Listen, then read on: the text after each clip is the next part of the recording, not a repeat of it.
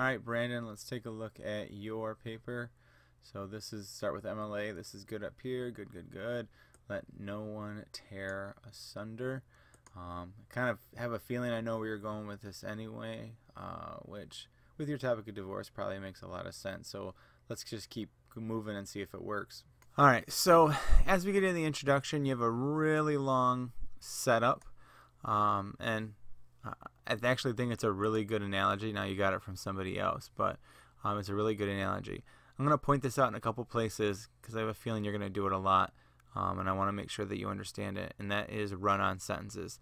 So when you have run-on sentence, it means you have more than one sentence written as one. So between here and here, let's see how many sentences you have. They have to do it right. That's a sentence. It's got to be durable, able to last a long time.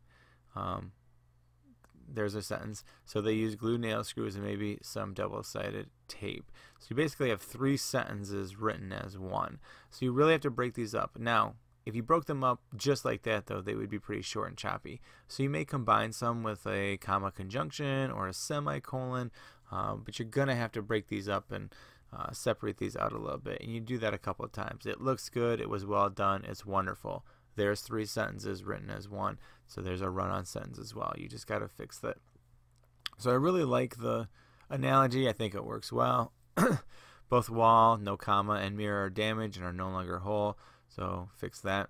And then you get into the idea that that's what happens in divorce. So we go throughout there and look at the rest. You finally get to the end and sort of the effects of divorce. And I'm assuming that these are your main points. So we'll look and make sure that these are your main points. I'd love those maybe a little bit towards the end. An enormous amount of research has been done. I think you probably put very or a lot of research has been done. I don't know if that is any better as a word choice. From divorce homes, and the fact that children from divorce homes suffer a lot, ... A, I'd get rid of this. B, I'd make this stronger. It's just not that they suffer, but it's got to be a stronger word that happens to them. Maybe Americans should reconsider the importance of an intact home and the damage caused to the children involved in what should be a rare occurrence, but unfortunately is not. It's kind of a mouthful for a sentence. There's a lot of prepositional phrases in there. And I think you can probably spell check that. But I think what you do need is a stronger thesis statement. This is it's not for you and what you're trying to get across, which you've been pretty, your voice has been pretty strong up to this point. This is a pretty weak message statement. Like, you want to have a strong message statement. Like, this is not okay and we need to stop it and whatever. So you really need to have a stronger message statement for that last sentence. You seem to be using outside sources fine, so that's good. A lot of kids aren't doing that, so good job on that. But let's take a look at your first body paragraph. All right, for the most part, Brandon, you do a really good job of word choice. I can definitely sense your voice in this. I can sense your strong feelings towards it. So that's good. But there are a few places where we can probably clean up your language and help fix it. For one, you use very, I think more than once, yeah, very strong loneliness, still very prevalent. And I kind of get this one. I almost would let this one slide because it's not really, I mean, it's used as an adverb, but it's not terrible how you're using it. This is weak, though. Instead of saying very strong, give me a better word. What is another word for very strong? And that's when Mr. Thesaurus can come in handy. So an intense, loneliness, anger, and weakness, something like that. I don't know. So go after some of these words and try to clean them up and make them better. So overall, your grammar is much better in this particular passage. You're using outside sources, which is fine. You have good connections. You again use lots of details in here. Now, you don't have any, at least up to this point in the paper, you don't really have a horse in the race. I mean, your parents are obviously not divorced, but maybe in the beginning introduction, you could maybe tie why this means so much to you, and not that it has to, but oops, I think it would make it stronger overall. So I will get rid of those words right there that just came across your screen. Oops. That was a microphone hitting the keyboard, by the way, Brandon, so you can have a good laugh about that. And I'm not stopping. I'm just going to keep going.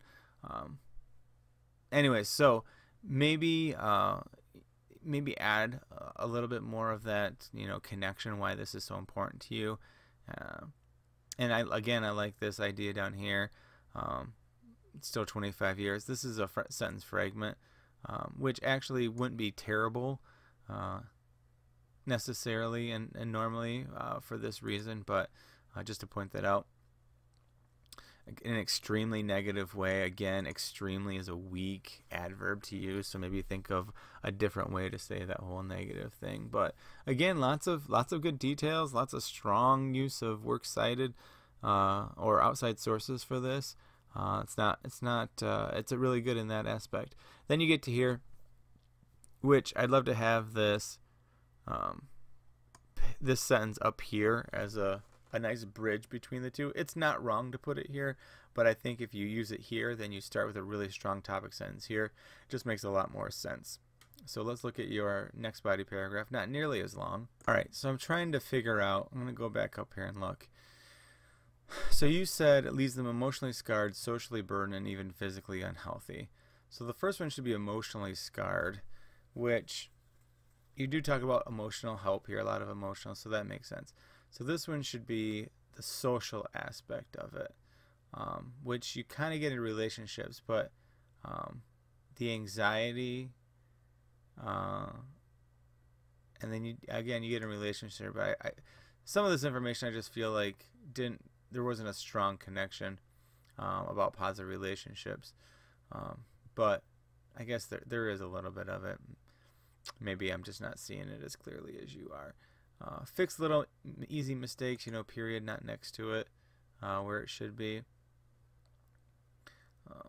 You missed a apostrophe error in here with parents. I'm trying to find it now. Hold on. So right here is a reflection of the parents' decision. Don't ever use I think, because I know it's you thinking. This is your paper. So don't ever use I think or very or really. So go with that. So build off some of this thing is one thing I would tell you. There's another student in your class that I had to harp on this about. When you say a statement, like take another sentence or two to really build off that statement and really dig deep into it. Otherwise, you're just kind of superficially giving answers or giving feedback. So make sure you do that. And you can't even throw away the whole split of they do likely to worse, are less likely to graduate high school, which doesn't help a child's life in general. Talk more about that. Don't leave that to the end and just kind of, let it sit there for a bit. You want to add on to that. And you do a little bit, the idea of, the parent's decision.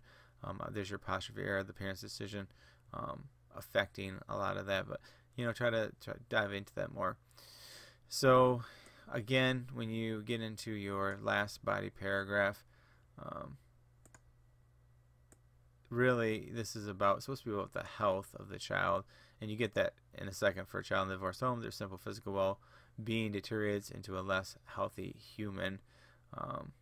I think that's a decent transition. All right, so the last one is about their physical well-being. Tangibly and visibly devastating. I like that wording. That's good.